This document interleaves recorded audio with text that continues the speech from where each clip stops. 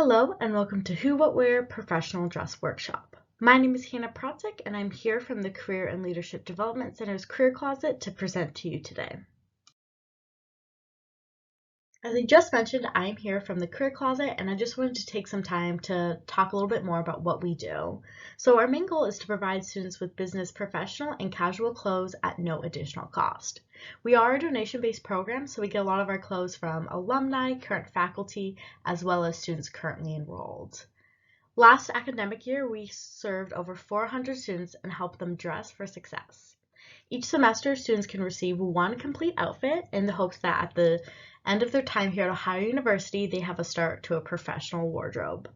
Outside of providing students with clothing, we also are a great resource for students on campus, and we are working on creating an online resource center for all of our students.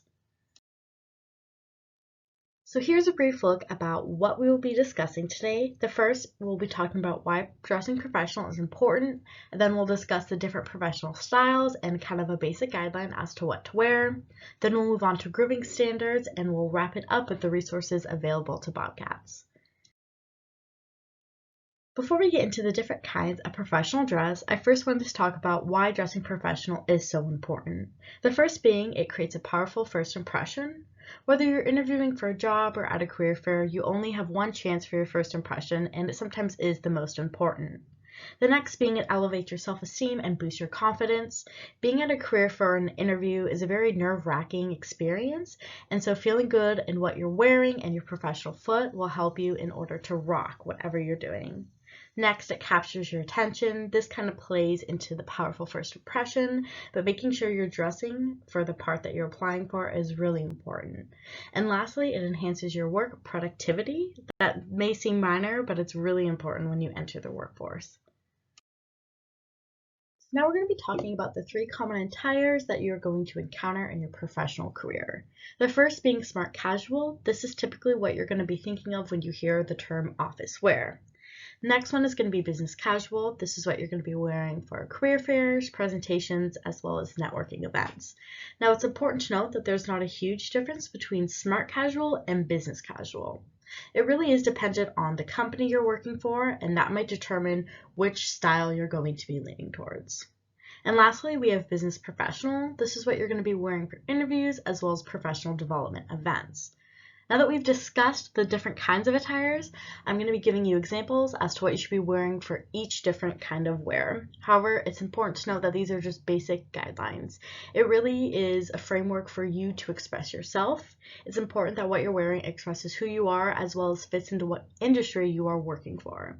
So while these are basic guidelines, feel free to express yourself in your own style as well as what your industry is dressing like. Starting off with smart casual, for a more feminine look, on the top you could wear a blouse and a sweater, pair it with some slacks, khakis, or dark jeans, and finish it off with flats or heels, whatever you're more comfortable with. For a more masculine look, you can wear a button down with a polo, and then slacks, khakis, or dark jeans on the bottoms, and finish it off with dressy shoes. It's important that if you are going to be wearing dark jeans to make sure that there are no rips or holes in it, and for shoes, make sure it is closed-toed, no flip-flops.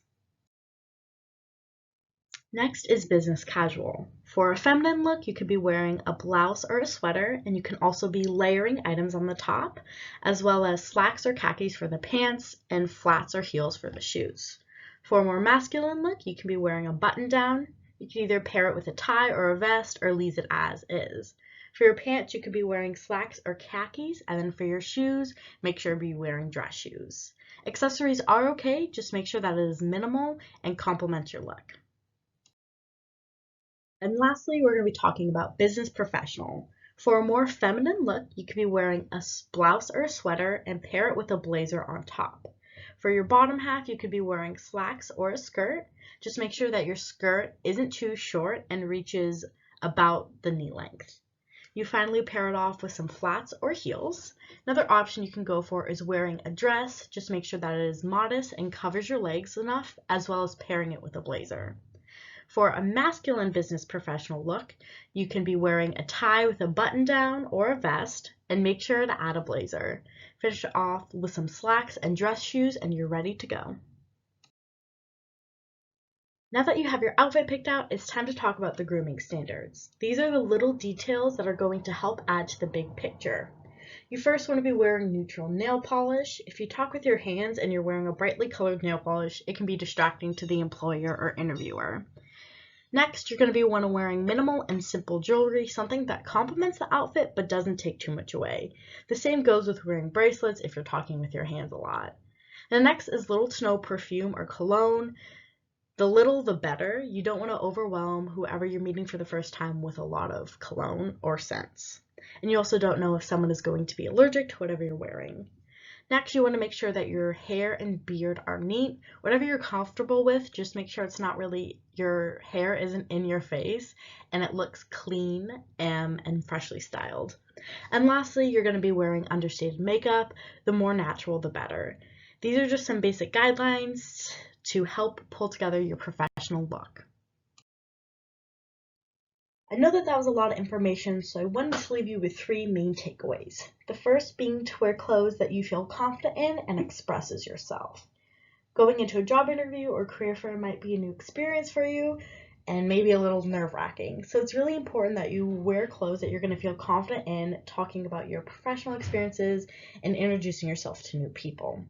The next being dress to impress. Like I mentioned before, you only get your first impression once, and it's a very powerful one, so you want to make sure that you look the part.